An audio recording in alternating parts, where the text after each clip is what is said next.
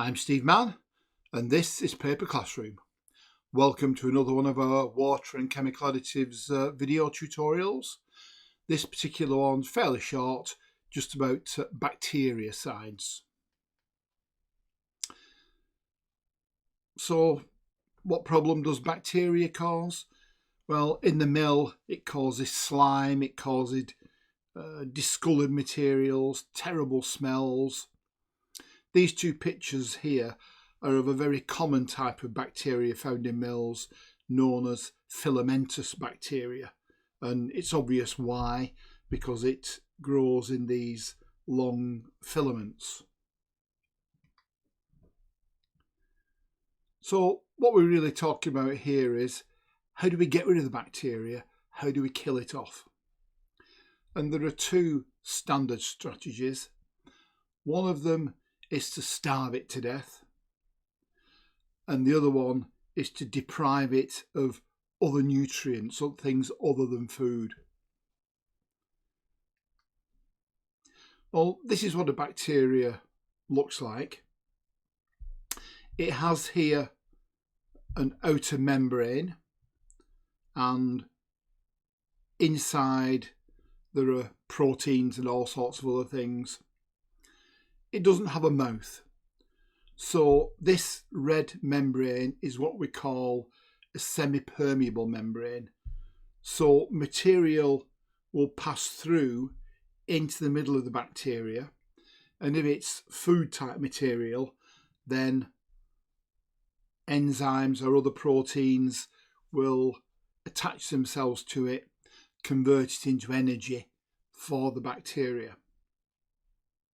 So that gives us a clue as to how we could starve it to death.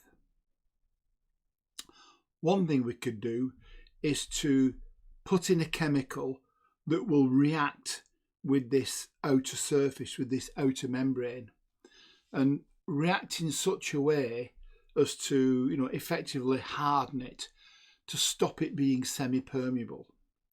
If you do that, then the food cannot get through, and then the enzymes cannot metabolize the food because it isn't there, and therefore the bacteria will starve itself to death. Now, just like humans need food and water, and we need these other things called trace elements that make sure everything's in balance, then these sorts of bacteria also need these trace elements, or nutrients as we call them. And three particular ones that they need are nitrogen, oxygen and phosphorus.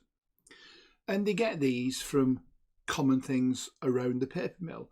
Oxygen from entrained air. Phosphorus, well, if we're using pigments, a lot of pigments have a dispersing agent in that's based on phosphorus. Nitrogen, of course, you've got ammonia, you've got nitrates. There's lots of sources of nitrogen. So the other way to kill off bacteria is to try and mop up these trace elements so that they're not available for the bacteria. And we use things like lignosulfonates, for example, or some chelating agents, and they will make these things unavailable for the bacteria, and so eventually it will kill itself off. And that's all I want to say. I said it was going to be a short video. I hope you enjoyed it and found it informative. If you have any questions, please let me know. Feel free to leave any comments, and I look forward to seeing you again in the not too distant future.